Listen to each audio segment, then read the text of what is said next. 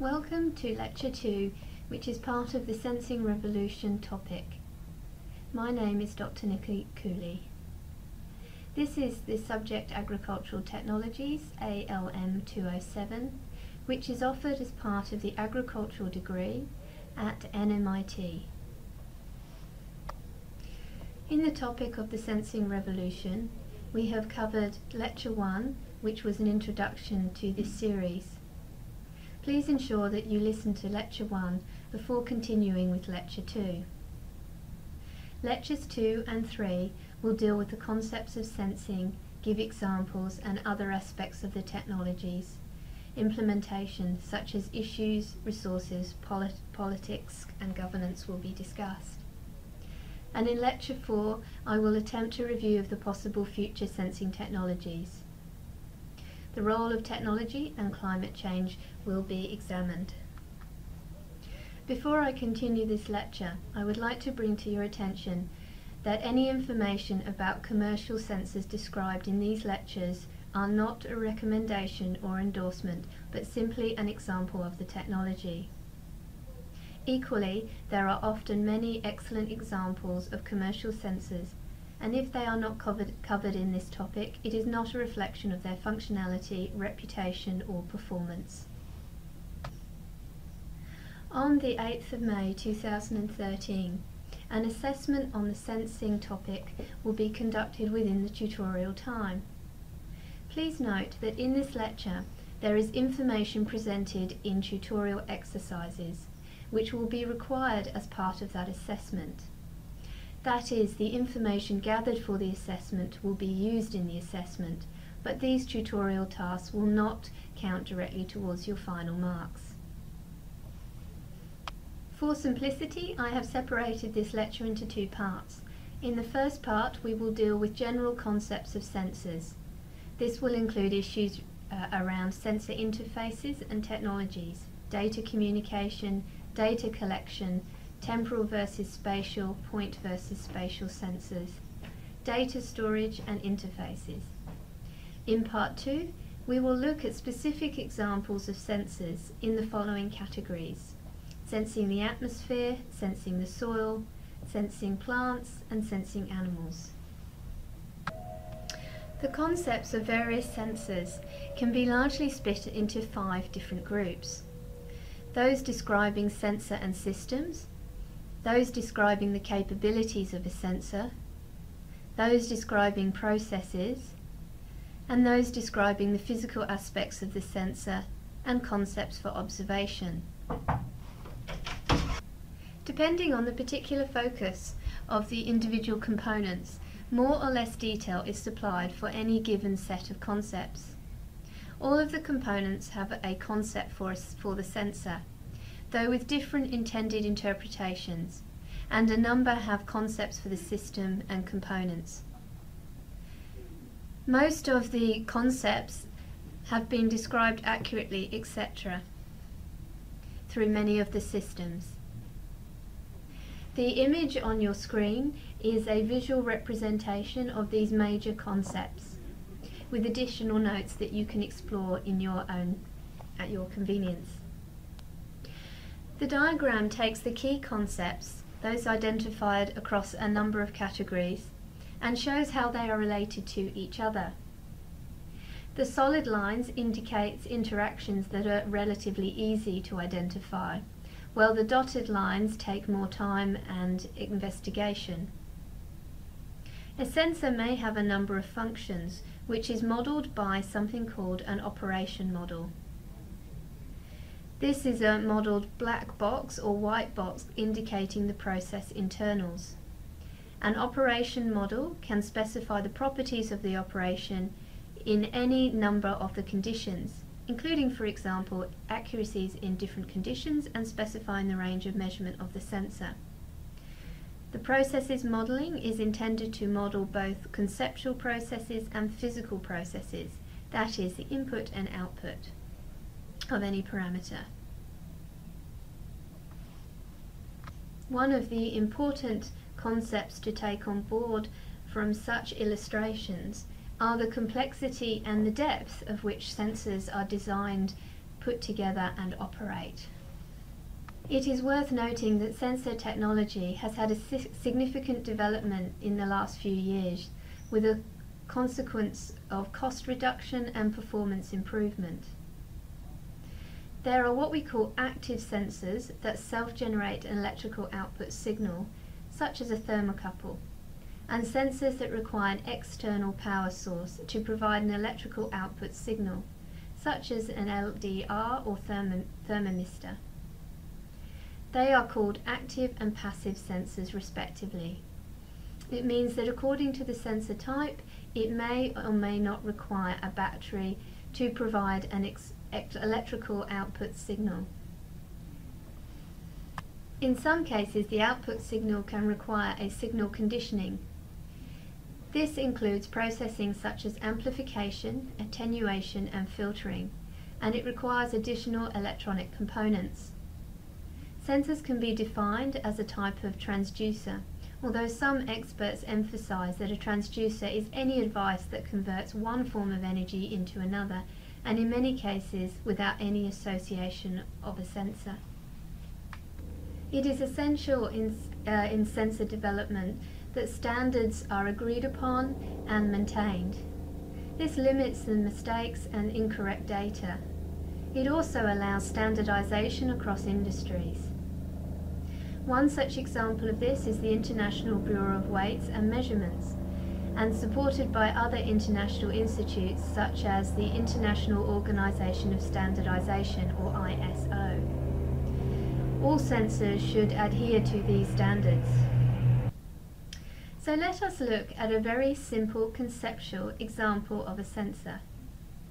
In the figure on the screen, you will illustrate an outline of a sensor. A physical phenomena is required to be measured. This is sensed by the sensor. The sensor requires energy, so has a battery and electrical circuit. Then there is an output signal. This tells us something about the physical phenomena that we are hoping to measure. This simple sensor illustrates a measuring transducer system structure that may or may not require a battery, and an additional electrical sensor according to its sensor type. I'd like to introduce the concept of the sensor transfer function. This is a mathematical function which represents the relationship between a physical measured parameter, also called a stimulus or phenomena, and the system response, which is an electrical output signal, whose relation can often be expressed as S, where the electrical output signal is equal to F and P. The output voltage variation can be either linear or non-linear, and it represents an inverse function expressed as F minus 1P, or Fs. It means that if you know the electrical output signal magnitude, you can know the value of the physical measured parameter. This is an important assumption of which most electrical sensors rely on. It is worth noting that the output signal depends on some specific sensor characteristic variation, and therefore both responses can be directly associated and usually have the same graphical curve. The figure below shows that basically the transfer function is defined as either linear or non-linear. The simplest transfer function, as described before, is the linear transfer function, and it presents in a graph as a straight line. The formula that represents this relationship is S equals B plus MP, where B is the output signal when the stimulus is 0, M is the slope or line gradient, and P is the stimulus intensity. Note that B and M are constants, and S, the output, varies according to P, the input. A demonstration of a linear transfer function can be seen when using a voltmeter and trying to measure temperature.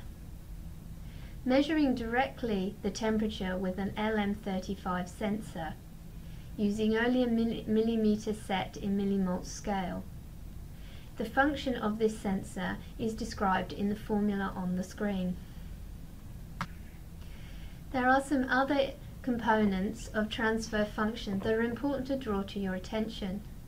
The figure on the slide summarizes these components. It is worth noting that there are threshold, full output scale, and span, which represents the minimum phenomena level that can be sensed and the maximum output level that can be sensed. This also describes the phenomenal range that can be sensed. One of the largest issues with sensing is power. In agricultural sensing, power is a particularly significant component of any of the sensing system, as agricultural systems tend to require large data sets, but do not have access to mains power, so have to rely on battery-driven or solar power inputs. It is worth noting that power is always a compromise between the energy requirement to capture the data, this is mostly the sensor operation, the data requirements, spatial and temporal, that is, how often is the information collected over what area, and the power requirements to capture and/or communicate this information, for example, wireless network or memory sticks. The issue of power has received much investigation, and there are what we call ultra-low power sensors being developed. These are very small, low-power sensors and actuators that are virtual for all kinds of systems and interactive with their environment. It is the development of these technologies which will allow agricultural sensing to significantly advance. It will be worth reading the components of these ultra-low power sensors after this lecture has finished.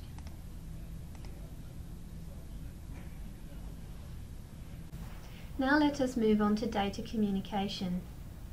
There have been significant advances in data communication over the last 10 years, both in the research of this technology and in the commercial availability of this technology, this being demonstrated by large-scale production of wireless sensors. Data communication can be separated into how the physical characteristics of the signal are transferred. For example, you may use a cable or you may use some kind of wireless sensor. There are a whole suite of wireless sensors commercially and research available. These can include radio or microwave. There is a component of ZigBee compliant, which are the standards associated with wireless sensors. So network compliance is a set of operating standards for networks. The definition is ZigBee is a specification for a suite of high-level communication protocols used to create personal area networks built from small, low-power digital radios. ZigBee is based on an IEEE 802 standard. Therefore, when a sensor uses this form of communication, ideally it would be ZigBee compliant or certified. Though low-powered, ZigBee devices often transmit data over longer distances by passing data through intermediate devices to reach one or more distant ones. This creates what we call a mesh network, i.e. a network with no centralized control or high-power transmitter-receiver able to reach all of the network devices. The decentralized nature of such wireless ad hoc networks makes them suitable for applications where a central node can be not relied upon. It is also worth noting that ZigBee networks are secured by 128-bit encrypted keys. These compliance allow security in the data and a generalized specification that can be applied to all units. The following slide gives an overview for a sensing network. The first component of this is that you design a system architecture. This means that you take into considerations all of the components of the system. You then construct a gateway, which tends to be what we call a network controller. This gateway will operate measurement nodes or sensors. And all of this is integrated via software. Software is the interface with the user. It is visualization of the data, and some software automates controllers. Once you've set up your system, you need to consider your data collection. There are two main characteristics in agricultural sensing. That is temporal versus spatial. If the information that you require is required at phenological stages or certain times of the day, hour or year, then your temporal aspects of your sensor are very important. If, however, the data that you require has an element where the area needs to be considered, then your spatial characteristics need to be considered. It is worth noting that precision agricultural concepts suggest that optimal return in enterprise requires an understanding of variation. If you monitor this variation, you can begin to understand it. Therefore, spatial data, that's the collection of data over an area, may be essential. This always allows areas or units can be specifically managed, and therefore you can optimize your economic return. In that case, you might say that all agricultural sensors should be able to be spatial and temporal, and in fact in an ideal world this would be the case.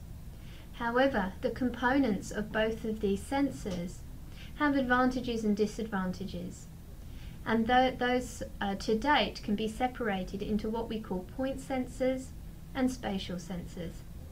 A point sensor is a sensor that physically collects information at a specific area.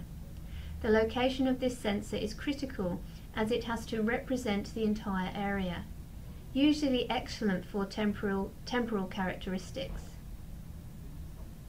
A spatial sensor collects information over most or all of the area to be sensed. Information is truly representative of the area being monitored. Usually spatial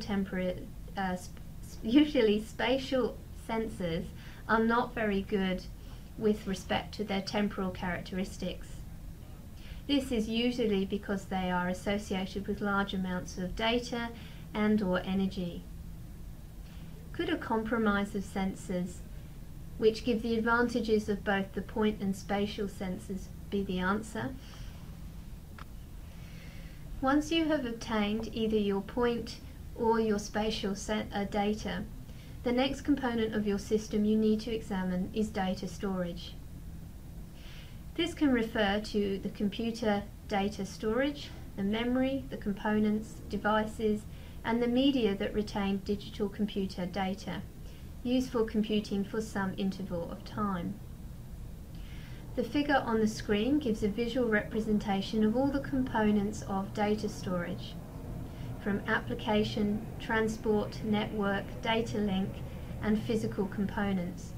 And all of these have to be managed with respect to their power, mobility management, and task management. It is indeed quite a complex scenario. The data management processes are often shown at the interface. The SSI, or Simple Sensor Interface, is a protocol that exists to allow simple communications designed for data transfer between computers or user terminals and smart sensors. The SSI protocol is an application layer protocol, as in the OSI model. Let us deal with sensor systems and components of those systems in some more details in the next few slides. Sensor nodes tend to be low in memory, low in power and power requirement. They tend to have low processing capacity because of the power and the memory, and they're inapproachable. Sensor networks, however, have efficiency requirements and are highly dense. Aspects of the sensor storage that need to be managed are large number of events, query handling capability required, streaming of data, aging mechanism, and data organization. Centralized storage tends to consist of a central server with ample power, sufficient storage, and single point of failure. Fast query processing, high communication, and sparse networks, infrequent events, and low data transfer. You can get scalability issues here. When you have systems with distributed storage, you have storage at each node, local computation, it is scalable, you have dense networks with frequent events and high data transfer. Slower query processing, you can get flooding, distributed indexing, and what's called drill-down querying. Multi-resolution storage. Multi-resolution summarization is where you construct data summaries and hierarchy construction. You get drill-down query evaluation, narrowing search space, and spatial temporal compression. And data aging is defined by the efficient storage utilization and data degradation. This is electronic degradation of the data. The first of the 4 tutorial tasks are outlined here. Please stop this video and go to the URL link on your screen. This will give an overview of wireless sensor networks. Please read the following paper and then answer these questions. What are wireless sensor networks? What is the functional role of a sync or base station? How many nodes can a wireless network incorporate? In wireless sensor networks, can sensors communicate amongst themselves? A sensor or node is made up of several components, such as a computer device. Please list the other components. What does inheritability resource constrained mean? Are sensors able to self-organize? How can sensor location be determined? Please, what is an actuator? Give an example of where WSN can be used in each of the following sections listed: military applications, area monitoring, transportation, health applications, environmental sensing, and agricultural sector. List at least 3 challenges placed by the development of the sensor networks. What is a star sensor and what is a mesh network? The answers of these questions will help you complete this lecture and the tutorial. This completes the end of part 1 of this lecture.